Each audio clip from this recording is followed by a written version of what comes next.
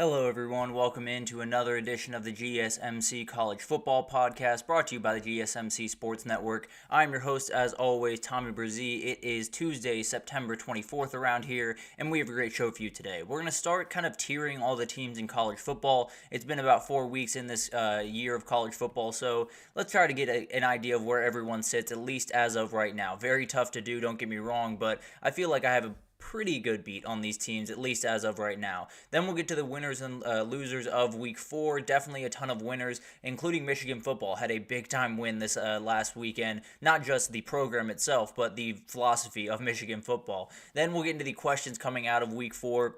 One of the biggest ones I have is, can we fix the Heisman this year? I'll talk about exactly what I mean in that segment. Then we'll get into a little bit of a Week 4 whip around, talk about Ohio State, Ole Miss, all the teams that just didn't get a chance to talk about yesterday. And then we'll finish with my top 12 teams in the country. A little bit different of a list today. Definitely a lot of movement this past weekend, so definitely a lot to update you guys on. But let's go, before we jump in, I do want to remind you all we get tons of questions and comments throughout the show, and the best way for you all to get your question on the screen, we can have a fun back and forth here, is to use that super chat at the bottom of the chat on the Sports Network page. You can just click that little $sign, add any question, comment you'd like, and it'll pop up on the screen, and we can have a fun back and forth. Definitely want you guys to utilize that, want this to be as interactive as possible. So utilize that if you'd like. GSMCpodcast.net is also still working. We'll do the exact same thing if you do not have the super chat feature or just do not want to use it. But up to you guys at the end of the day.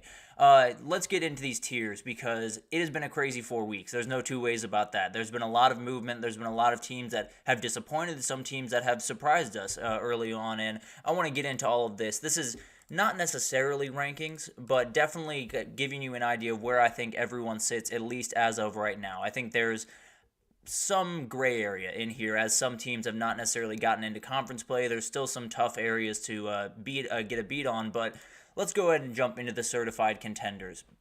I think it's these 4 teams. I think you could throw Miami in here, and frankly, I might as well, if I'm being honest. I think they're a team that definitely could be in this conversation, but starting with Texas, I don't think this has to be broken down too much. I think everyone understands what they've done, and frankly, what we saw USC do this past weekend gives even more credence to Texas being the number 1 team in the country, because they made that Michigan defense look just not very good, and we can tell from Saturday they are very good. So I think it's another little feather in Texas' cap, and I think they're the most proven team thus far, but Tennessee's really nipping at their heels right now. And then you have Georgia. I know people will kind of scoff at this because of the Kentucky game. The reality is this is still one of the best teams in the country. This is still elite pretty much across every single position, and they are a certified contender until they prove otherwise. Maybe this Bama game will flip these two in my mind, but as of right now, I still very much have Georgia as the cream of the crop, especially with how good Clemson's played the last couple of weeks. Then you have a Tennessee team that a lot of people are talking about, and frankly, it was really just how they won on Saturday. It wasn't necessarily that they won because I had them winning. I had them winning by 10 points, but they won that game in such dominating fashion, using their defense as the main focal point, that really kind of put me over the edge. I think Tennessee still has a ton of boxes to check, and obviously the Alabama and the Georgia game will be a great place to do that. But right now, I have very little reason to believe this isn't a top team in the country, and they can't possibly compete for a national title. Then you have an Ohio State team. I hate the scheduling as much as you guys. Don't get me wrong. We do get Texas, Ohio State next year, so be on the lookout for that little Arch Manning against Julian Say in action. But the reality is, you can only play the teams in front of you. I wish they would have scheduled better teams, don't get me wrong, but I do think this team is elite. They haven't shown very many holes, although it's not pretty easy to not show holes against these teams. They do go up to Michigan State this weekend. I don't necessarily think Michigan State's going to win that game or really push them too hard, but let's say they push them a little bit. Let's say Ohio State comes out a little bit flat, then you might have a conversation. Maybe I'll bump them down 1 tier here, but we'll likely keep up with this throughout the season, so definitely be on the lookout for that. And then Miami's kind of the same principle as Tennessee. I think you could throw them in here. You could also throw them into the next tier that I have, but you saw what they did against USF, and that is not an easy USF team to put away. We saw what Alabama did. It took them a little bit longer than it took Miami, and Miami was at USF. So I think I have a lot of respect for this Miami team. I think they're doing exactly what I expected them to do and executing at just a really, really high level right now. So I would put them in the certified contenders. I think there's still a little bit of pause around that area just to make sure that they are fully for real, but I feel pretty good about Miami right about now. And then you got the CFP bound teams. This is more than just these three, but Alabama, Ole Miss, Penn State, Oregon, Utah, a couple others would definitely fit into this list. And Alabama's the one that I think everyone's is starting to figure out that they haven't gone anywhere. I understand Kalen DeBoer is now the coach and Nick Saban is gone. This team is still elite pretty much across the board. Jalen Milroe looks a little bit more comfortable in that system as the weeks go on, and they're playing to his strength incredibly well. So I think they're right where they need to be. Obviously, a win this weekend would bump them up quite a ways in my mind, but I do think this is a team that has pretty much everything on the table this year and is very much set up for a CFP run. Then you have an Ole Miss team that I think is going to be really interesting because they've had some minor holes that just haven't been exploited because of the competition, in my opinion, and Kentucky this weekend will tell me a lot about what that offense is in particular because of how good that Kentucky defense is, but also the Kentucky offense is at the very least going to test Ole Miss more than Georgia Southern does. So I think there's going to be at least a little bit of give and take to figure out who Ole Miss is this weekend. For Penn State, I think this is a team that I'm mainly worried about their defense. I think their defense is solid. I think they have issues that could be exploited down the road if they're not careful. But at the end of the day, this weekend is huge. If they can dominate Illinois, or really if they can win that game. Illinois is such a tough team that if you can beat them in your building, I feel pretty good about where you are. I don't know if it would bump them up too much in my rankings or in this list, but definitely a team I would feel much better about if they came out with a big-time win over Illinois. And then you have an Oregon team that I think they found something against Oregon State. I am not going to put them in the certified contenders for obvious reasons, but I do think this is a team that is going to be right up in the conversation come playoff time. I think they're right in that conversation. I think they're an elite team, and I think they're kind of finding their groove. Obviously, transferring in a ton of guys, including their starting quarterback, kind of put them a little bit behind schedule, but they're more than fine now. I think they're going to be an elite team and will definitely be heard of throughout the rest of the year. And then I threw Utah in here as well. I do think this is a team that on Saturday, you saw what you saw. That defense is absolutely elite. They didn't have Cam Rising on the field, and they still pretty much dominated that game. I know it was only a 3-point win, but Oklahoma State made it look really nice at the end, that's for sure. So a huge amount of respect for all these teams. I think all of them I feel pretty good about being CFP teams, at least right now. Obviously, a lot can change as conference play starts to open up. But getting into the teams that are on the bubble in my mind, Michigan kind of made their way back into this conversation this weekend because of how they played this weekend. I think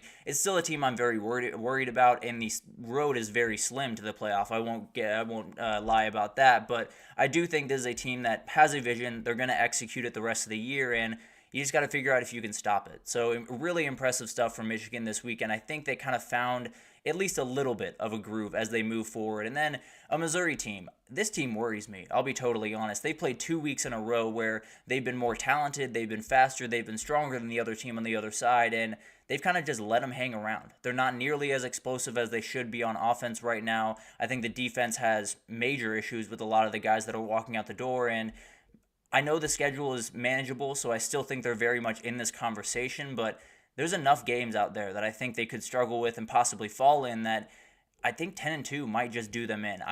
That might be a little bit crazy because SEC 10-2 feels pretty good, right? But I do think there's a team that with the schedule that they have, if they don't play elite football going forward, or if they don't play better football going forward, they might be off this bubble in a hurry and going in the wrong direction.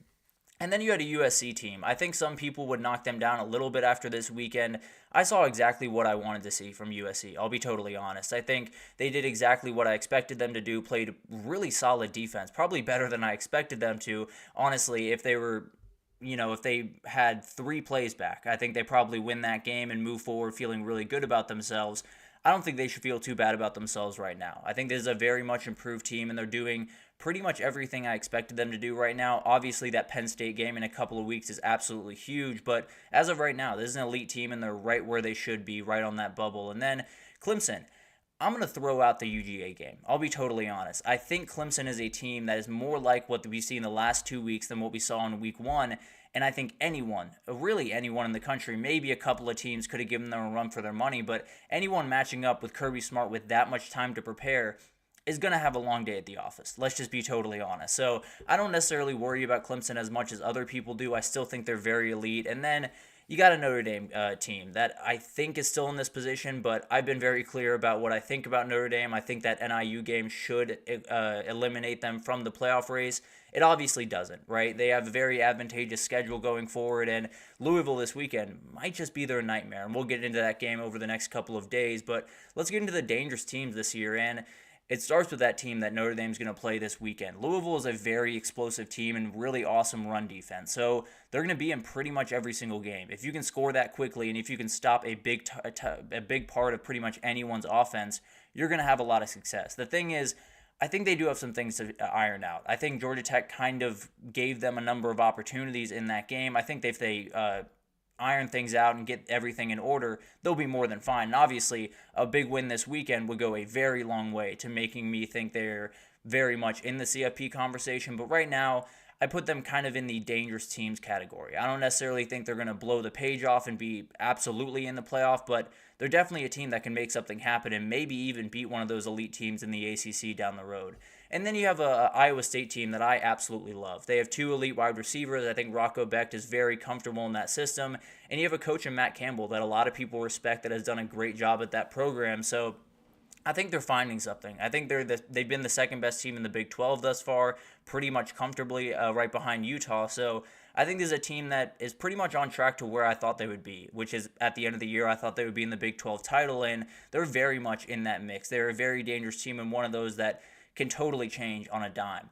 I would include LSU here. I think this is a team that if you have that offense, you're going to be dangerous. That's just kind of the nature of college football with all of the not so great defenses out there. If you can score points, you're going to be in a lot of these games. Now, losing Harold Perkins does hurt. The thing is, he wasn't quite the impact player that they needed him to be. Now, he was a big piece, and I think he was huge in the decoy type game and kind of just worrying about where he is opened up a lot of paths for other players. But at the end of the day, I don't know how much it really affects this defense. I still think they're not going to be great at the end of the day, but I do think there's a team that is going to be able to put it together even without Harold Perkins on the field. And if they get one of those big wins against Ole Miss or against Alabama, things get very interesting in a hurry.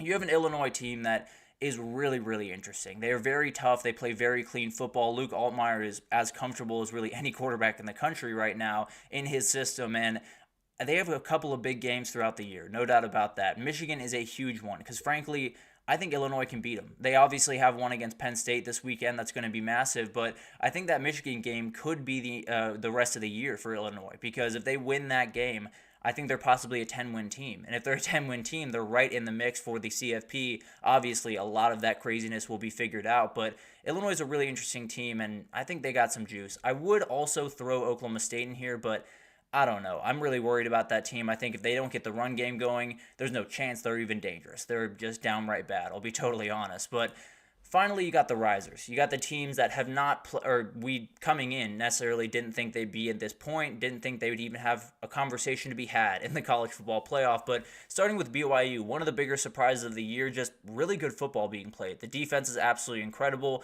They did get a win where a lot of stuff bounced their way in that Kansas State game, but at the end of the day, you get the win, you keep moving, and I think they're a team that going to have to be worried about in the Big 12. I put Indiana in here. Indiana's not getting nearly enough respect that they deserve. Coach Sig has done an incredible job with that team, and frankly, it's a lot of just JMU last year, just making their way over to Indiana and doing really well in the Big 10 right now. Obviously, a very tough road ahead, but a really good team that definitely can make some noise in that conference. Washington State I have in here. It's just John Mateer. He's that good. He's that elite, and he makes so much of a difference in the game. If he's on the field, I feel pretty good about what the Cougars can do. You also have a Boston College team that I think deserves a lot more respect. They're playing very clean football with the ACC kind of crumbling around them. They're just kind of plugging along, playing really good football. Louisville on October 25th is going to be massive, and that's the first one I really wouldn't like them in, at least as of right now, and that could possibly change as we get closer. And then finally, Rutgers. This is a very real Rutgers team. They are running the ball really effectively.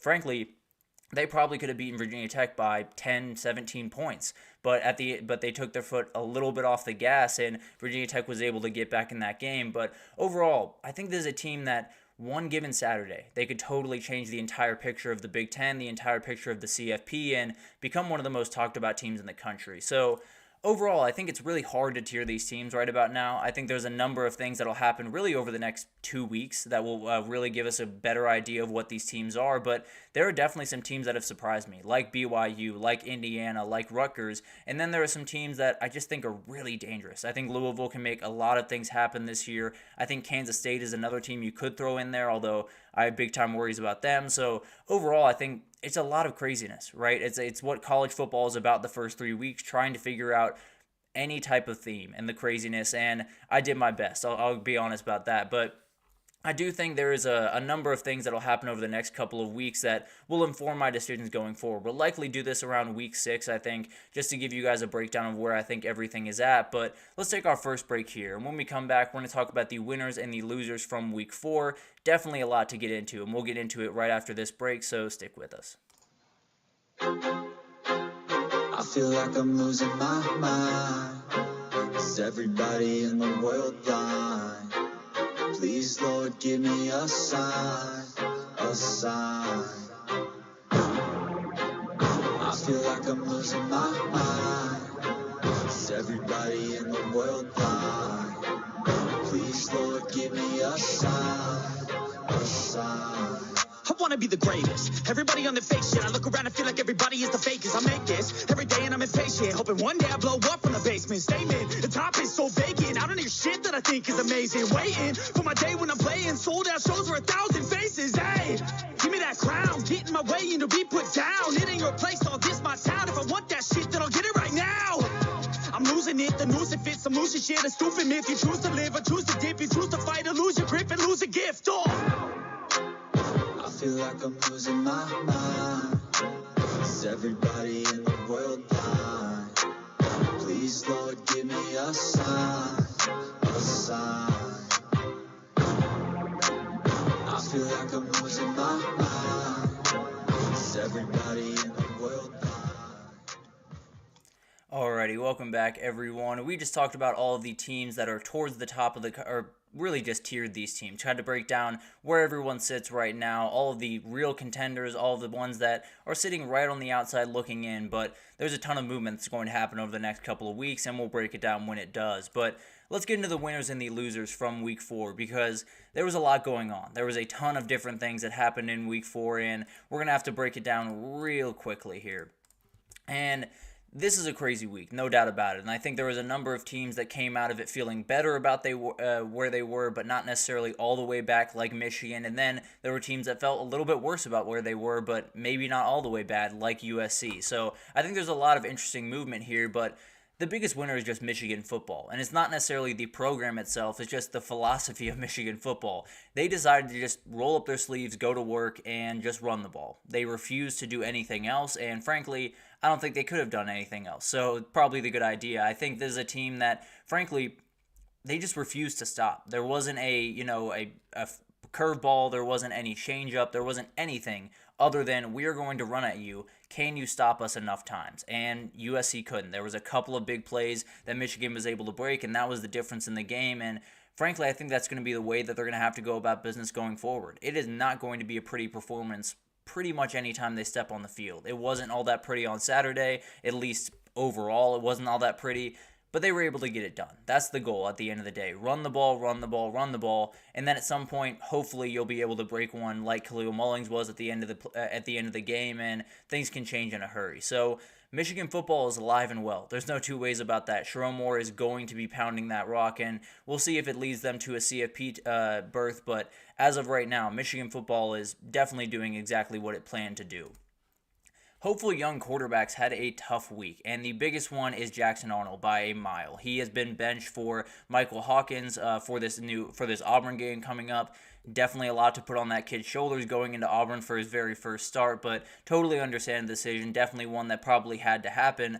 Now the question is, where do you go from here? Because frankly, I don't think Jackson Arnold is going to be at Oklahoma at the end of the year. I think that he's going to find a new place to play. There's a lot of buzz around Mississippi State with Jeff Lebby down there, but obviously plenty of time to talk about that. I think this is a player that just kind of missed the mark. And I think there's a number of reasons for that. Not all his fault by any means. I think that offensive line is not great. I think Seth Luttrell is not doing a great job as a play caller. But overall, he obviously missed the mark just a little bit. He's going to probably have to find a new place to play in. This weekend overall was a very weird weekend for these young quarterbacks. Avery Johnson was another one that stood out, and we'll talk about this a little bit later in the show, but a lot of people wanted Will Howard to be on that field on Saturday. I can promise you that. A lot of Kansas State fans that were missing him just a little bit. You also had Kyle McCord come back down to earth this weekend. So a lot of young quarterbacks that you felt pretty good about going forward, maybe were able to either revitalize their career or really started on a strong note, just have not thus far. And definitely this weekend was a very tough week for especially those two, Jackson Arnold and Avery Johnson. And then you had big game defenses that just absolutely dominated the weekend. Now, there was plenty of points elsewhere, especially in Chapel Hill, North Carolina. There was plenty of defense not being played. Tennessee and Michigan really won this weekend with their defenses, and then Utah put on an absolute clinic. They don't win that game even if their defense plays a little bit worse, maybe like 10% worse. They don't win that game. They had to play almost perfect football throughout that game, and man, did they. They were incredible against the run. They were awesome against the pass, and they got a lot of mistakes from Alan Bowman that weren't necessarily all his fault. There was a number of things that Utah were doing on the defensive side of the ball that made life really tough for him. And frankly, if you can't run the ball in the Big 12, you're going to have a nightmare of a season. So Oklahoma State has plenty to figure out, but a lot of the reason they weren't so successful on Saturday was because of that Utah defense. They were absolutely incredible all over the field, and the same applies to Tennessee and Michigan, and frankly, the same applies to USC and Oklahoma. So it's a bunch of teams this weekend that got really incredible game plans going into this one. I think Oklahoma's and Tennessee's were absolutely incredible. Oklahoma's was really awesome, and it was a very high-powered offense they were up against, and could not get enough from their offense to get it done. But overall, when you hold Tennessee to 25 points, you're doing something right. So really impressive, and I think I have my worries about OU's offense, but a lot of these teams asserted to me that they're very much in that CFP conversation and could make a title run with that defense that they have. A loser was Group of 5 CFP hopefuls, because a lot of them took some losses, and the two biggest ones were Northern Illinois losing to Buffalo, and then Memphis going down to Navy. And frankly, I think Memphis might be the bigger one. I understand Northern Illinois was ranked, and they had that win over Notre Dame, but I think everyone was watching Memphis throughout the entire year, possibly being that team.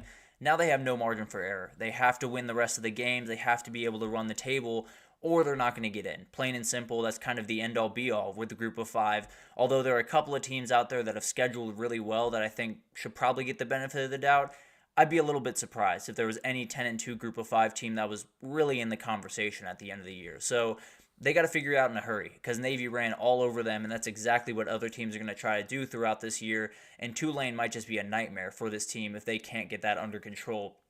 For Northern Illinois, it's a conference game. They were coming off a really weird week. Obviously, they very much wanted to be in the CFP. There wasn't really a moment where I thought Northern Illinois was going to make that run. I don't think anyone in the MAC is really going to have all that much of an opening, because the MAC's an absolute nightmare. Everyone's packed around each other. It's a lot of really, really tough teams, and I don't think anyone was really going to pull away. Toledo lost to Western Kentucky this past weekend, so that's another one to throw in there. But overall, I wasn't super surprised by those. I mean, I was obviously surprised, Northern Illinois going down at home, but I do think it was one of those things that I didn't necessarily expect either of those teams to make long-term runs. I did expect that from Memphis, and they kind of fell on their face this weekend. Then you got up-and-coming coaches had a very, very nice weekend. And there's a number to break down here, but Bob Chesney is the guy we got to talk about. He's over there at JMU and took over for a program that was undergoing as much change, as much difference from last year as really anyone in the country. Alabama, Michigan, and JMU were probably the top three when it comes to amount of things changing in that program. He jumps in and has done an incredible job. The first couple of weeks were a little bit clunky on offense at times, and definitely a little bit shaky on defense, and they still have plenty of things to figure out on that side of the ball, but Bob Chesney showed that he can build a winning program, period, end of story. He showed that he can walk in I believe it was February when he got his job, and can build a winner by August. He's done an incredible job with that roster. Obviously, Alonzo Barnett is the big-time name there, but there's a number of other players that are playing really good football. They have like 5 different running backs that they like, so they're playing really good football, and I think they're a team that we have to think about when we talk about the Group of 5 teams going forward. Scott Loeffler is another one to watch. His Bowling Green team is playing just really good football right now, pushing all of these Power 5 teams to the edge. And frankly, I think that might be my favorite in the MAC right about now. So two coaches definitely to watch. And frankly, there's going to be a lot more that show up throughout the rest of the year, especially with a lot of the news going on around coaching searches right now. And then you kind of had winners and losers this weekend, but new conference teams, at least in big-time games, had a little bit of a tough week. Utah did get the one win, but Oklahoma and USC had tough landings in their new conferences, no doubt about that. OU kind of got that welcome to SEC moment with just absolutely no offense to speak of, and Tennessee just dominating them up front. USC kind of the exact same thing. Michigan had 32 passing yards and was able to win the game, and that is the Big Ten. So it definitely a little bit of a welcome to your new conference type moment for those teams. Obviously, Utah kind of handed it back to Oklahoma State this weekend, and then you had Arizona State lose, come on the wrong side of this thing, and then you had a couple other teams get that win in their first game. So it was a little bit of up and down weekend, but when you talk about that OU and USC losses, definitely tough and definitely shows how much of a difference some of these teams are going to have to face going into those new conferences. And then you got homecomings. This was incredible to watch. If you're not an Oklahoma fan, I will put that out there. But Josh Heupel said all the right things leading up to this one. He was very, very kind of dismissive of the idea that this one was a bigger one for him, that it meant more to him. I can promise you it did. You saw that, if you did see that post-game speech he gave in the locker room, you can tell how much that meant to him. And frankly, it had to be very satisfying to walk back into your home state, back into the stadium that you brought a national title in 2000, get that win, the team that fired you not too long ago. And frankly, I think it was kind of a reminder that everything happens for a reason, even in the coaching world where a lot of stuff seems like it doesn't. There's definitely a lot of craziness that happens in the coaching carousel, but everything worked out for him, that's for sure. He was able to find his way from Missouri to UCF to Tennessee and has done an incredible job ever since. So this had to be very satisfying for him. I know he was very nice in front of the media and wasn't, saying this was a big one for him. It definitely meant a lot to him, and you could tell it from his players' reaction, you could tell it from his reaction, and it was just very, very cool to see for him. The state of North Carolina had a very tough week. I'll be totally honest with you guys. UNC and NC State will obviously steal the headlines, and they definitely should. They were downright terrible, and everyone's talking about that Florida State game at the end of the year. UNC-NC State is going to be downright gross as well. So definitely some sickos that will be watching that, some college football sickos. But at the end of the day, this was a tough week. UNC got beat by 1 million. They have 1 million things to figure out. NC State got beat by 1 million, and they have 1 million things to figure out. And then you even go a little bit below. Charlotte got dominated by Indiana. ECU fell in a big-time game to Liberty. App State got absolutely rolled on Thursday. Basically, if you were a college football fan in the state of North Carolina, you had a very tough weekend. So hopefully it goes better for you going forward. Hopefully these teams find their groove and can give the people of North Carolina a little bit more to cheer about. But overall, this weekend was about as tough on those people than it was on pretty much anyone else in the country. And overall, I think there was a lot of winners and losers. Probably didn't even scratch the surface of the number of people that I could have put in that group. But at the end of the day, I think we're going to see this all throughout the year. There's going to be so much movement. There's going to be so much bouncing around with the new 12-team playoff that breaking this down in those terms makes it feel a little bit more manageable. But it's going to be craziness throughout the next couple of weeks. And as we head into conference play, it's going to be off the walls. But let's take our second break here. And when we come back, we're going to do all the questions going into week 4, coming out of week 4, all the different things that I just kind of am curious about as we head into week 5, coming out of week 4. And I think one of the biggest questions I have is, can we fix the Heisman this year? And I'll talk about exactly what I mean right after this, so stick with us. Looking for your daily fix of sports talk without having to pay for it? GSMC Sports Network is available on YouTube. Just search GSMC Sports Network. Get your fix of daily sports talk shows on YouTube, absolutely free. NFL, college football, NBA, MLB, MMA, UFC, fantasy football, and so much more. GSMC Sports Network has shows running all day long, with new sports shows starting every 2 hours. Just like on your favorite cable sports channel, except GSMC Sports Network is absolutely free. Just search GSMC Sports Network on YouTube to catch one of your new favorite shows, like the GSMC College Football Podcast, Chip Shot Football Podcast, Hoops and Heels Women's Sports Podcast, GSMC Basketball Podcast, and so many more. Check it out for yourself. GSMC Sports Network, now available on YouTube absolutely free. Search GSMC Sports Network on YouTube right now.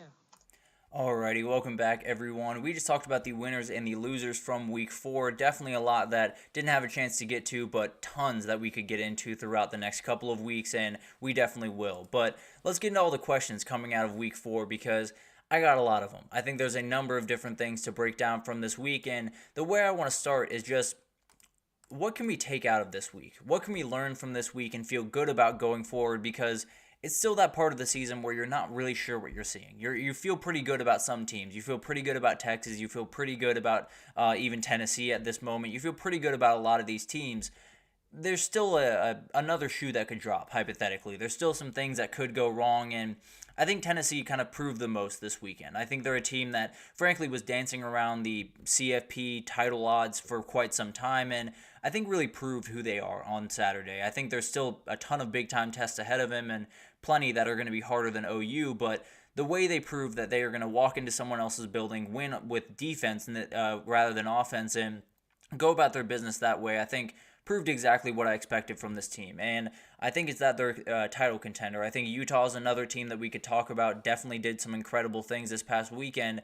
And then you have a Michigan team that obviously got back in on the conversation. They played really, really good football, and think overall, what I took away from this week for USC and for Michigan is that they're teams that are going to have to be worried about. I think USC obviously missed the mark a little bit. They are much more physical, much more dominating on defense than they ever have been. For Michigan, you just found out who you are. You found out exactly who you are on that offensive side of the ball, and at the end of the day, people are going to have to stop it. And it's not the easiest thing in the world to do, as USC showed us this weekend. So I think it's one of those things that you could have big-time worries about some teams. I think OU is probably the one that you're most worried about as of right now, but a ton of teams proved a lot to me in the good direction. I think Illinois is one of the big-time teams to talk about. They did incredible things against Nebraska, and you look at the rest of that schedule, they could make some really incredible things happen the rest of the year. So I think it's one of those weeks where you can take what you want out of it, right? You can take that Tennessee is a title contender and OU is not all that bad. You can take that OU's offensive line is going to be an absolute nightmare the rest of the season, and they're not going to be able to make a run. And then there's a number of different ways to go with it. I think overall, what I took away is Tennessee is a contender. Utah is very, very real as long as they can get Cam Rising back for the back end of that season. And then Illinois is a team that you're at least going to have to worry about going forward.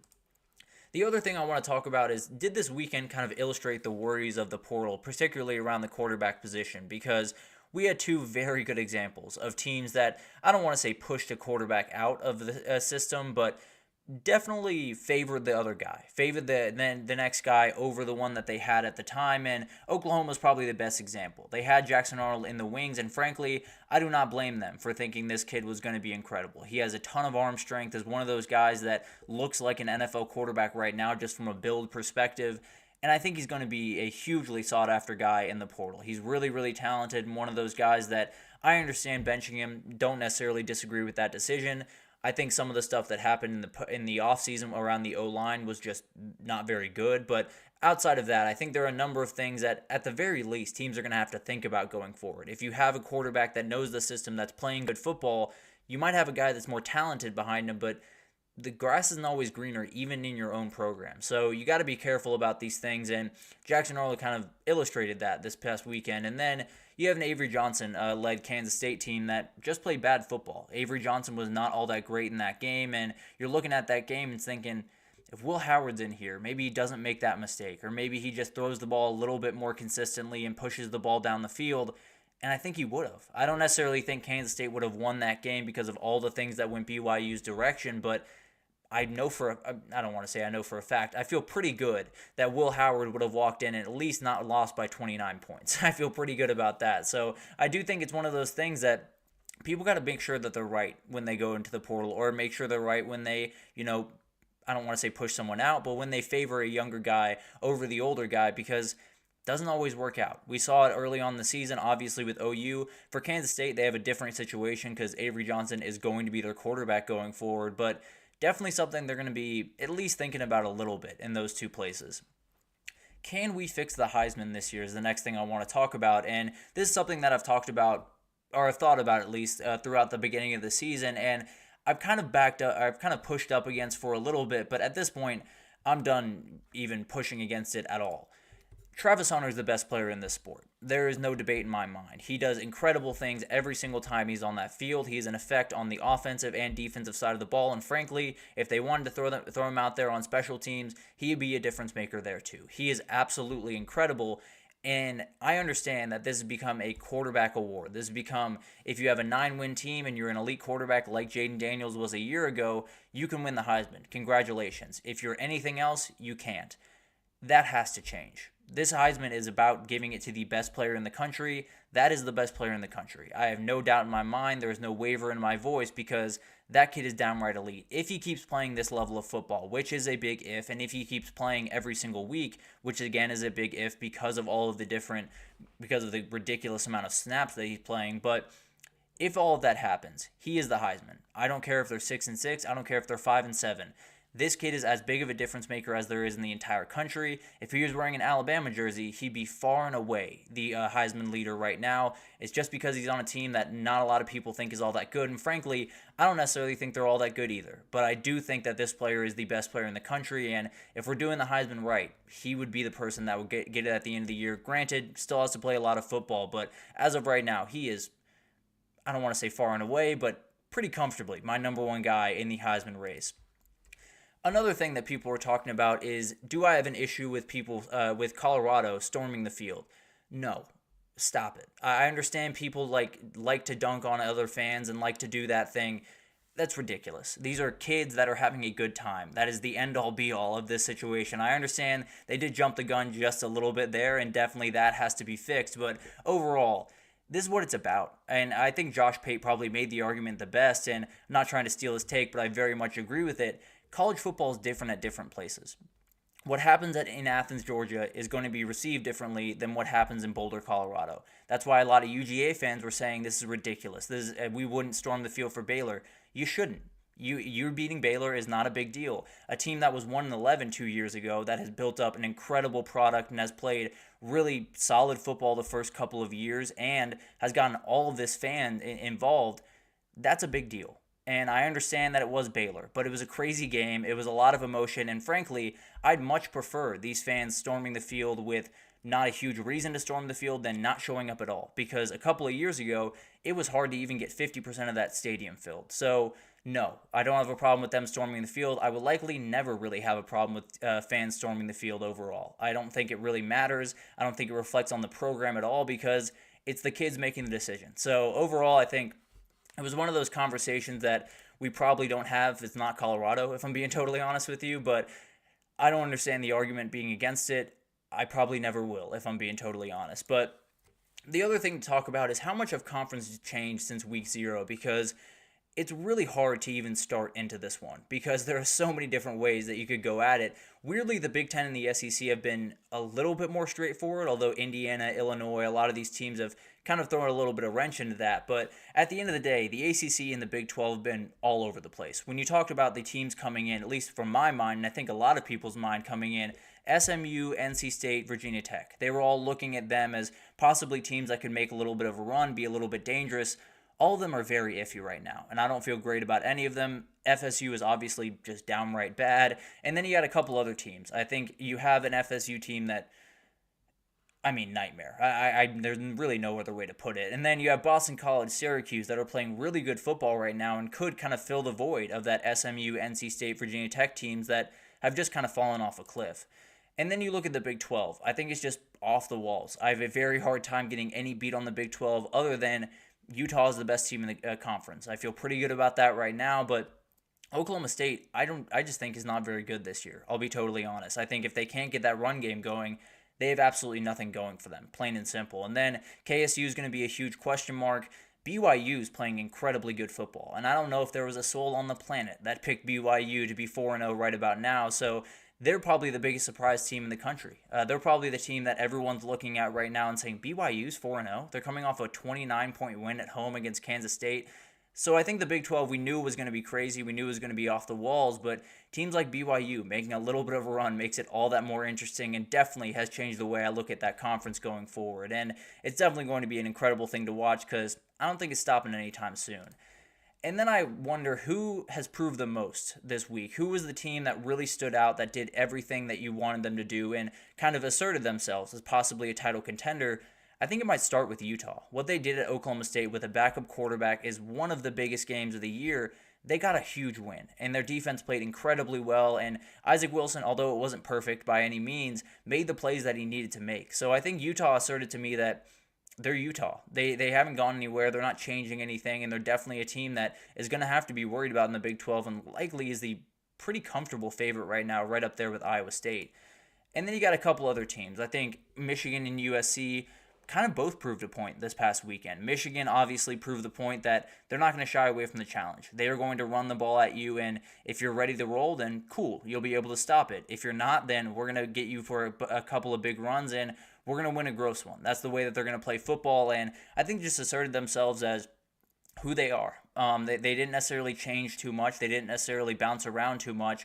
What they did do is say, we're not going to be able to throw the ball. Let's just run the ball over and over and over again. At some point, our guys will make plays, and that's exactly what happened. And then on the other side, I think USC proved a point to me. They showed that they're a very physical team, a team that is not going to walk into Ann Arbor and just get pushed around, because that's what a lot of people thought was going to happen. Did not happen at all. I know USC obviously came on the wrong side of this, but overall, they missed a couple of big plays. That was really it. There were a couple of plays that if they make one tackle at the end of that game, it looks a lot different, and we're talking about them in totally different ways, so I'm not necessarily going to knock them too much. I think Miller Moss was a lot better than people are giving him credit for, and this team showed me that they're exactly who I expected, or not expected them to be, but they're exactly who I've seen the first couple of weeks, which is a much improved defensive team that is going to be plenty dangerous for pretty much anyone they play. And then you have an Illinois team that is plenty proving their point. They are definitely in on that conversation, and I think this weekend they proved that they're not going to shy away from any challenge. There was pretty much no one picking Illinois this last weekend other than Tom Fornelli, who is always going to pick Illinois. But overall, I think it was a really, really interesting weekend, and Illinois showed me that they're going to be able to compete for a CFP spot. I don't necessarily think they're going to get it, at least as of right now, but once you get to that Michigan game, it's one that definitely could go either way. And if they win that one, then they might just be a shoo-in for the playoff, honestly. And then you got a couple other teams. I think JMU obviously proved a lot, showed that they could very well be the Group of 5 rep, and frankly, I might like them the best out of the Group of 5 teams right now. Boise State obviously right there as well, and a couple other teams like Texas State and some others, but man, this JMU team can play, and they can put up points with really anyone in the country, and I think that might just be enough to get them to the playoffs. So a lot of teams that proved themselves, a lot of teams that showed that they're a title contender or showed that they're not quite as bad as we thought they were going to be, and some teams that just outright shocked me, like Illinois. But I think there's a number of things that are going to happen over the next couple of weeks. More than anything else, just watch Travis Hunter. It's going to be very fun for you, and frankly, it'll get a lot more people on my side, because the second you watch him on the football field, you will tell in a hurry that he is different than everyone else out there. But definitely something we will touch on throughout the rest of the season, and we'll see if he keeps that spot at the top of my Heisman rankings. But let's take our third break here, and when we come back, we're going to do a little bit of a Week 4 rip around, get to all of the games that we just didn't quite have a chance to get to yesterday, including a really interesting saga happening down there in Auburn, Alabama, that we'll break down after this, so stick with us.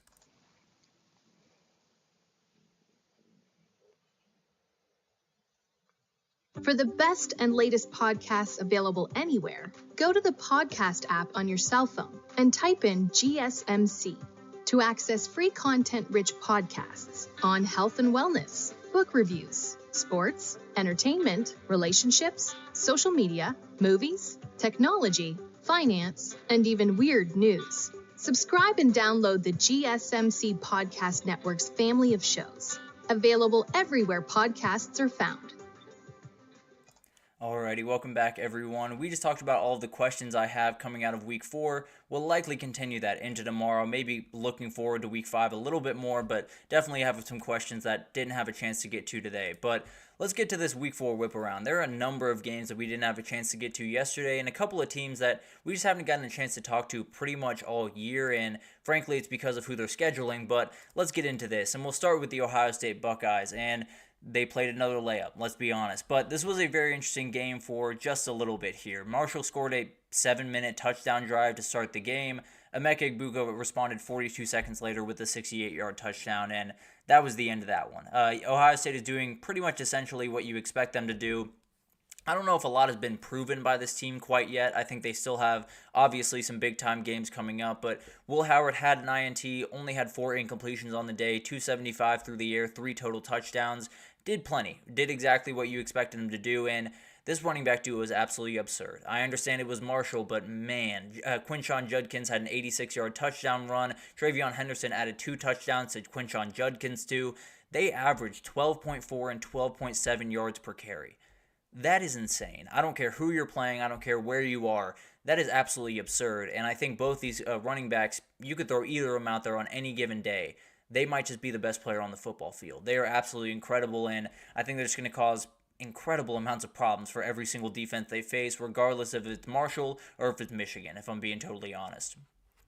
And then you got Ole Miss team that we have not touched on too much this year, and definitely we'll get into them more and more throughout the SEC schedule, but they're rolling along. They're doing exactly what you'd expect them to do, and the Georgia Southern team is exactly who they were against Boise State. They cannot stop anyone. But Jackson Dart did have an incredible day, 382, 4 touchdowns, 1 pick. They did exactly what he's been doing all year, which is pretty much doing Heisman-level things. He's been absolutely incredible. Henry Parrish has come along as an absolute dude in that offense, and they very much need someone to tote the rock like Quinshon Judkins did a year ago, so huge for them. And then you had Trey Harris just go absolutely crazy in this game. 11 catches, 225, 2 touchdowns.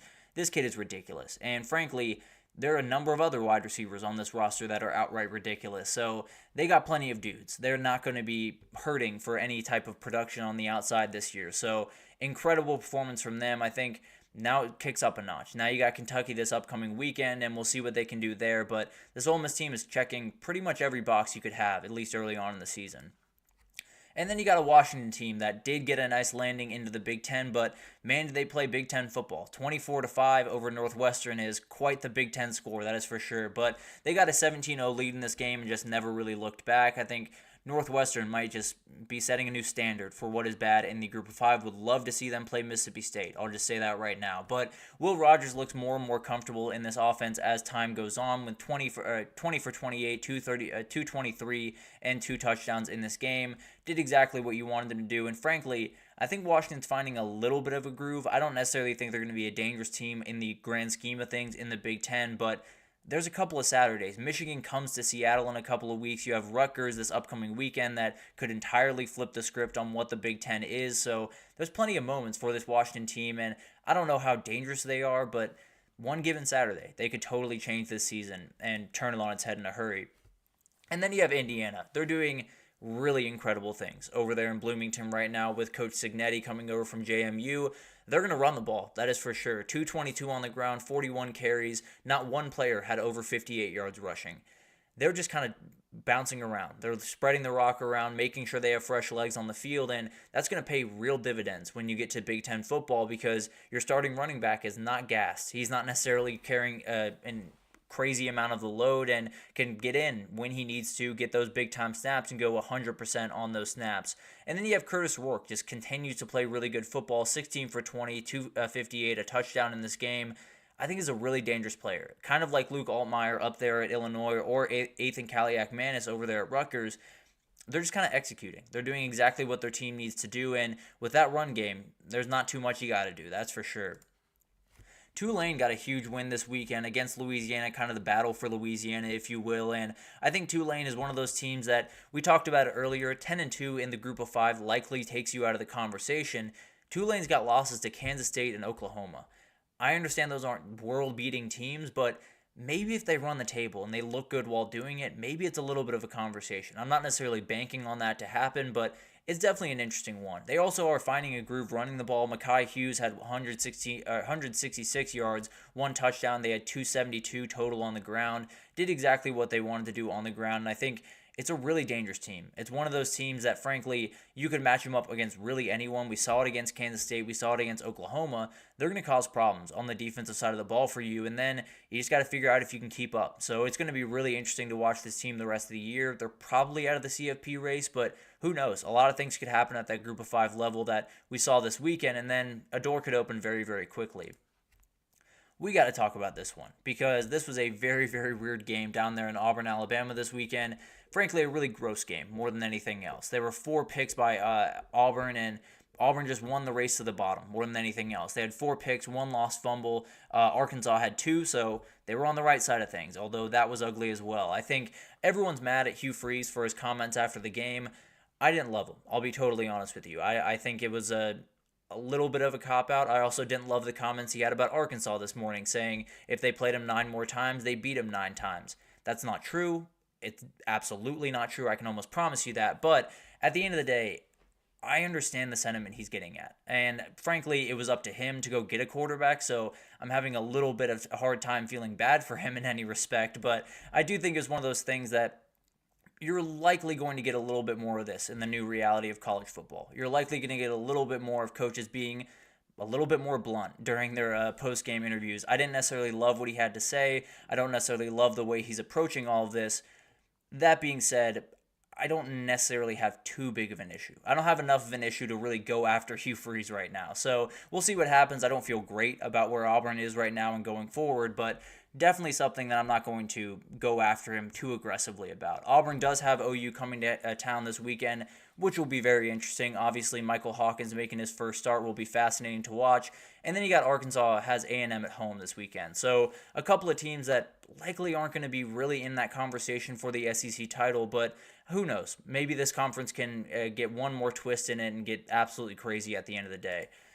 We had a Texas Tech game that was crazy, like most Texas Tech games are at this point, but Bear Morton's finding his groove, 24 for 44, 201 yards, 2 touchdowns, is a really, really solid player. And one of those guys that's getting much more comfortable in his offense, and it makes them really dangerous. Also, Taj Brooks is finding himself, had 117 in this one, and is a very, very dangerous player. One of those guys that you're going to have to worry about every single time you come on the field, and then you have these wide receivers running right behind you. So I think Texas Tech is an interesting team. I think they're finding something defensively that they were badly missing in the first couple of weeks, and I think they're a team offensively that's going to find a groove throughout this year. So a very interesting team. I think for Arizona State, it's going to be a tough run. I'll be totally honest. They have a bye week, then they have Kansas, Utah, at Cincinnati, at Oklahoma State.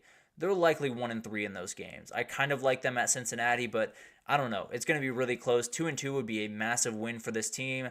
I just think it's going to be a tough year. I think they're doing a ton of really good things, and Kenny Dillingham is building a really good product down there, but it's going to be a rough year for the Sun Devils fans. I feel pretty good about that. And then finally, SMU did win the battle for the DFW, and this one was weird. This one got a little bit toxic online, and frankly, I loved it, but Sonny Dykes got ejected from this game. He was arguing with the refs quite a bit throughout it, and there were a couple of reasons to argue. I won't argue with that by any means, but he was walking off the field, gave the fans a fist pump, they got going.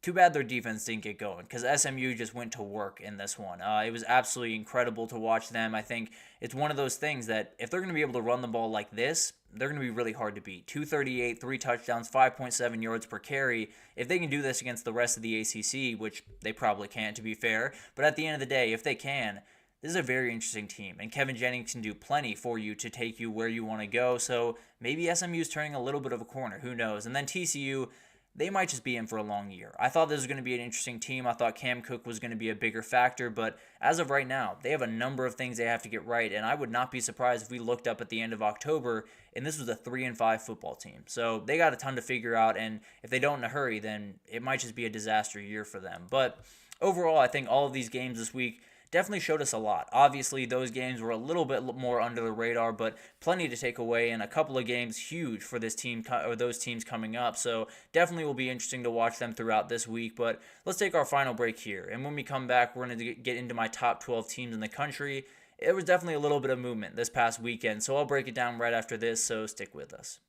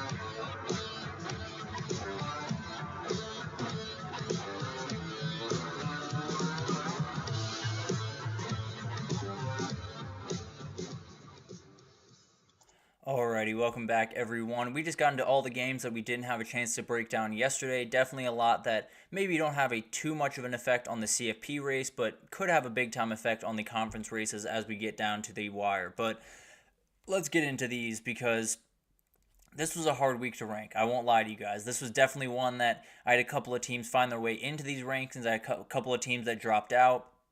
It was incredibly hard to put this together. I think there were a lot of teams that I probably will get a little bit of crap for, and frankly, I wouldn't necessarily argue with you. I think there's a number of things that are really hard to get a beat on right around this time of year, but there are a couple of teams that I just think we buried a little bit too early, that I don't think we should have, and it starts with the Clemson Tigers. I do think they're the number 12 team in the country. I know this team looks a little bit crazy, but let's just toss UGA to the side just for a second. This Clemson team has looked outright elite outside of that game, and frankly, if you put anyone on that field with Georgia on that day, with Kirby Smart having that much time to prepare, it's going to be a nightmare for you. I'm just being totally honest. I think there's a number of teams on this list that would have lost the same amount that Clemson would have lost if they were in that situation. So I'm not necessarily going to hold it against them too much. The defense is downright elite. They're doing exactly what they wanted to do. They have Stanford this upcoming weekend and then at Florida State. They're set up really, really well. I think they could go 11-1, be that other team in the ACC title, and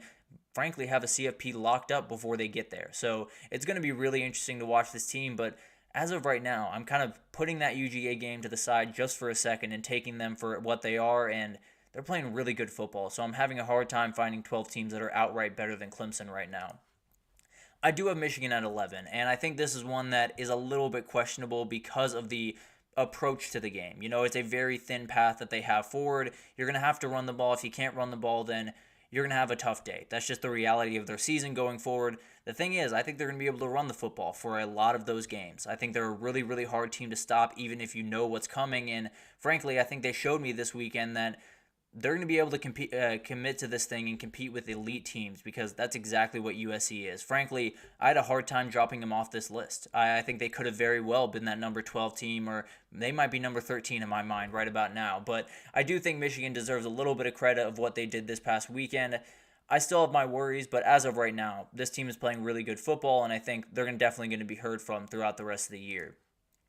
Utah maybe proved the most this past weekend. I think they showed exactly who they are. They showed that they're going to walk into this new conference, follow the same exact game plan, and dominate these teams the exact same that they did in the Pac-12. They're really, really aggressive. They play incredible defense. I think once they get the quarterback situation figured out, they're one of the best teams in the country. They're doing incredible things, and they might just run away with the Big 12. They do have Arizona this upcoming weekend, so at least interesting to say. At least it's definitely one that we'll have to watch pretty closely. But overall, this Utah team continues to get better, and I think regardless of it's Cam Rising or Isaac Wilson on the field, they can win a lot of those Big 12 games. They do need Cam Rising back for the playoff push and all of that type of stuff. But as of right now, I feel really good about this team, kind of regardless of who's at quarterback. And then you got Penn State. Penn State's playing really clean football right now. The worry I have is the defense, obviously, but the offense is one of the most improved units in the country. Right up there with the USC defense. They've done incredible work. Drew Aller looks like the guy that we saw in flashes last year, and definitely something that Penn State fans love to see. I do worry about that defense. I think they have a number of holes that just haven't been exploited yet, and they very well could be when they play Illinois this upcoming weekend. But as of right now, an elite team that's playing elite football.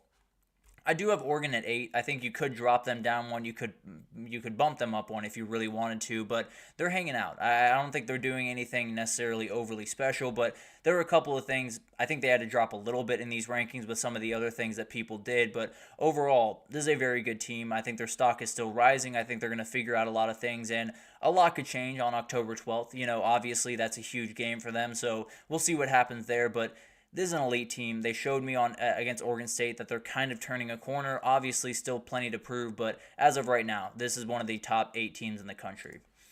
Then you got Alabama, and this is one that I talked about it last week. It's kind of the same thing this week. 7 through 4. Order them however you want. I think there's a number of different arguments to be had for all of these teams, but right now, I think Alabama's just kind of going about their business. Obviously, this game against UGA this upcoming weekend could change everything in a hurry, but I do think Jalen Milroe is becoming a little bit more confident in this offense. They're doing an incredible job of working towards his strengths. Ryan Williams is just outright incredible at wide receiver, and the defense is really flying around. it's time to show it obviously this weekend, and you can prove a big time point if you get a win. But as of right now, everything is kind of going smoothly for Alabama.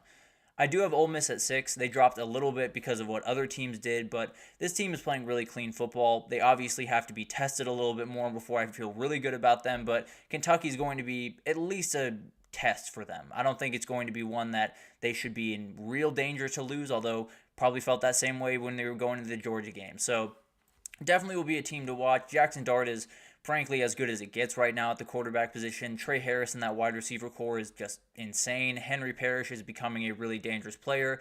Walter Nolan's an absolute monster. So everything's kind of fallen into place for this team right now. I think there's still some big-time hurdles that they're going to have to overcome down the road, but as of right now, they're playing really clean football over there in Oxford. And then we got Miami at 5. Miami got a huge win this weekend. I know it was USF. I know that people will kind of scoff at it down the road. That's a good USF team. That's a team that is going to push a lot of people to the limit and is going to win a ton of games on the Group of 5 level this year. Frankly, another team that we could talk about in the playoff race when it comes to two lost teams, but Miami and Alabama are two pretty good losses. So maybe if USF runs the table, we can have a conversation about them. But Cam Ward has totally transformed this team. He has made this team much more confident in who they are. He's made this team play much more free. And when you have that amount of athletes and a really good coach, you're going to do a lot of special things when you play that free. So I think bringing in Cam Ward was hugely important, obviously, with the quarterback play. But more than that, I think just the energy he brought to this team was totally different than they've had in years past. And then I do have Tennessee at 4. I think they have to get bumped up a little bit for what they did this past weekend. You can't really deny them anymore. They've played incredible defense thus far, and I know Oklahoma's not world beaters on offense by any means, but they definitely are a team that's going to cause some problems for teams down the road, and Tennessee didn't have much of an issue on Saturday. They're definitely a team that's going to be downright elite, and they have some big-time ones ahead of them. Obviously, at Alabama coming to them on October 19th, and then you have Georgia down the road are going to be huge, but right now, I'm having a hard time finding 4 teams that have played better football to this point than Tennessee. Frankly, I could probably bump them up a couple of spots if I really wanted to, if I was just going based off this year. But I do have Georgia at 3. I know people are worried about that Kentucky game. They were on a bye this week, so not too much movement there, but this is an elite team. They're still Georgia. They're still going to do what they do, and frankly, they've had one of those Kentucky games pretty much every single year that Kirby Smart's been there. They've been able to figure it out. I think the defense is going to have to get better. There's no doubt about that. Michael Williams should be able to go this weekend. That sounds like it's kind of a little bit still up in the air.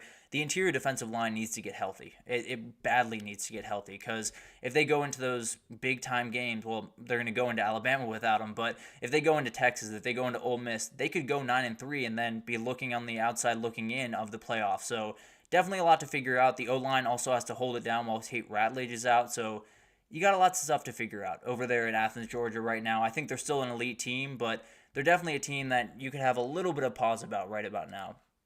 Ohio State is at 2, same as last week. They're doing exactly what I expected them to do and continue to build into who they are in 2024. The defense has been remarkable.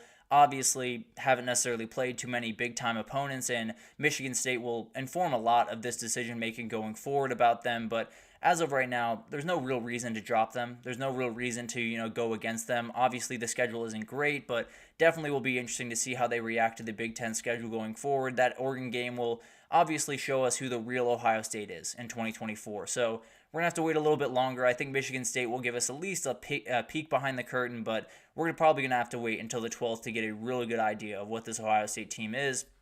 And then you got Texas at 1. I don't think this has to be explained. Frankly, coming off that Michigan game, you got to feel pretty good about this one. They made that Michigan defensive line look downright ineffective, and they're really effective. They're a very good defensive line, maybe the best in the country, and Texas kind of took them to the woodshed for about 4 quarters there. So a really good team. They're doing exactly what you expect them to do. Obviously, you need to get Quinn Ewers back. Sounds like he will be back this weekend, but we'll keep tabs on that and let you guys know when we know. But definitely something to watch. I think this team is playing really elite football. There's still worries, no doubt about that. And as they go into SEC play, things will get a lot more interesting very quickly. But this is the best team in the country right now. I have very little pause about that. I'll be totally honest. So a crazy week, no two ways about that. But we will turn our page into week 5 tomorrow. We'll get into all the breakdowns, all the things that you guys need to know. And we got a lot of games to get to this week because there's a lot of games that are just around that interesting mark of maybe they don't jump off the page, but they're definitely ones you're going to want to watch because a lot could happen in those games that could totally change the rest of the season. But that'll do it for this edition of the GSMC College Football Podcast, brought to you by the GSMC Sports Network. Your support means a lot to us, so please remember to subscribe to the show, leave a positive review. It does make a huge difference for us. Also, follow us on Facebook, Twitter, TikTok, Instagram, all the social pages for all the content and updates you could possibly need. We have really incredible people doing awesome work across every single sport you could want. So anything in the world of sports that you need, come on over to GSMC. We have you totally covered. But thank you once again for listening, and I will see you guys tomorrow. Mm-hmm. Mm-hmm.